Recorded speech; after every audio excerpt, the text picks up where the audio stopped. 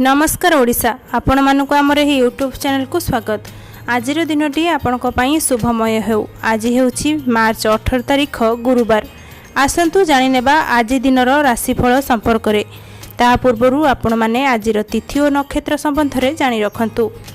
आज हेउछि 18 मई 2023 गुरुवार, ज्येष्ठ मास, कृष्ण पक्ष, चतुर्दशी तिथि, वृष 4 दिन, अश्विनी नक्षत्र, मेष चंद्र। आजिर सूर्योदयर समय होउची प्रातः 5:14 एवं सूर्यास्तर समय होउची संध्या 6:26। आजिर शुभ बेला दिन 3:48 रु आरंभ होई 6:26 पर्यंत रही अछि। एही समय भितरे आपण कोनोसी भी शुभ कार्य करि पारंती। आजिर घात चंद्र मेष राशि पई रहिछि एवं तुला और कुंभ राशि पई आजिर 12टी घात बार अटे। एहीपरि राशिफल संबंधी वीडियो आगो को देखिबा पई एबे ही हमर ही चैनल टी को सब्सक्राइब करि नियंतु एवं पाखर थिबा बेल आइकन टी को प्रेस करि दियंतु, जहा फल कि आपण मानको हमर वीडियो नोटिफिकेशन सर्वप्रथम मिलि परिबो। एबे आसंतु जानि नेबा मेष ठारु आरंभ करी मीन राशि पर्यंत 12 गोटी राशिर कौन रही आजिर राशिफल। मेष राशि व्यवहार रे संयमता अभावरु अप्रिय सत कही विवादीय परिस्थिति सृष्टि होई पारे। द्विज नक्षत्र बंधुंक सहयोग पाई स्थगित काम त्वरान्वित करिवे। विभिन्न कार्य व्यस्तता कारणरू स्वास्थ्य रे व्यतिक्रम देखादेव। अध्यापना, क्रीड़ा, संगीत, चलचित्र, साहित्य तथा प्रतियोगिता क्षेत्ररू प्रशंसा मिलिव। वृष राशि कर्म क्षेत्र रे एकाधिक चिंता मध्यरे मानसिक स्थिरता आदौ रहिबो नाही। बंधुंक निकटरू साहाय्यर प्रतिश्रुति पाई टेंशन दूर होइजिवो।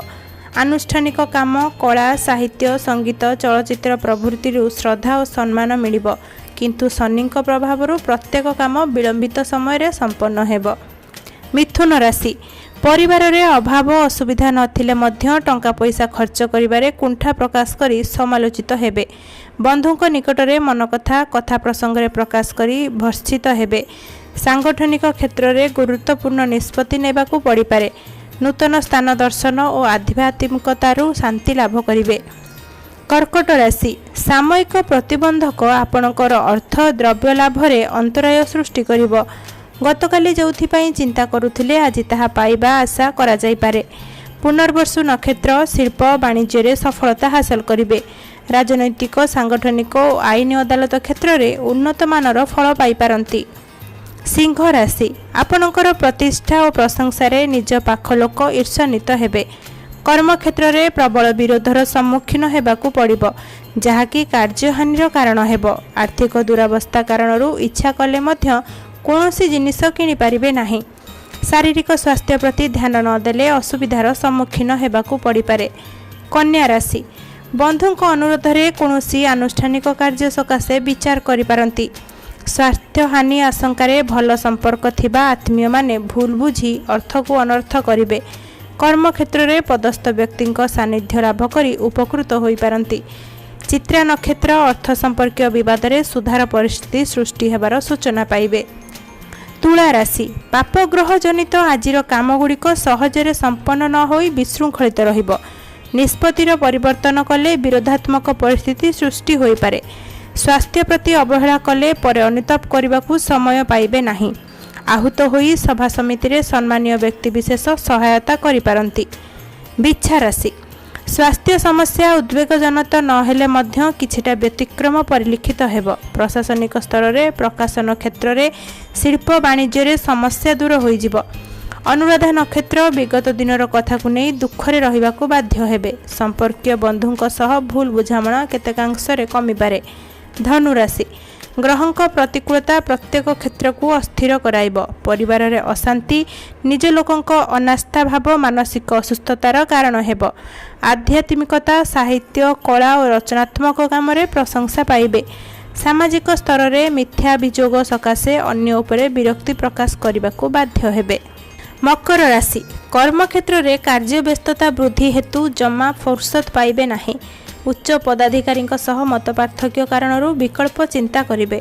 आगामी मांगलिक उत्सुत परिप्रेक्षी रे अन्यमानक परि खुशी होई परिबे नाही। साधारण घटना रे सहकर्मी सह संपर्क हानि दुश्चिंतार कारण होई पारे।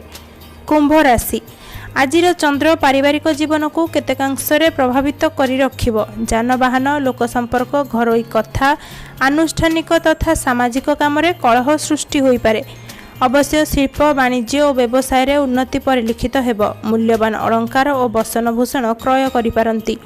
मीन राशि, समस्या सुधरिबा सह कौनसी व्यक्ति बदान्यतारू मन उल्लसित होई उठिब। कर्मक्षेत्र रे केतेक नूतन सुजोग पाइबार मार्ग उन्मोचित होई पारे।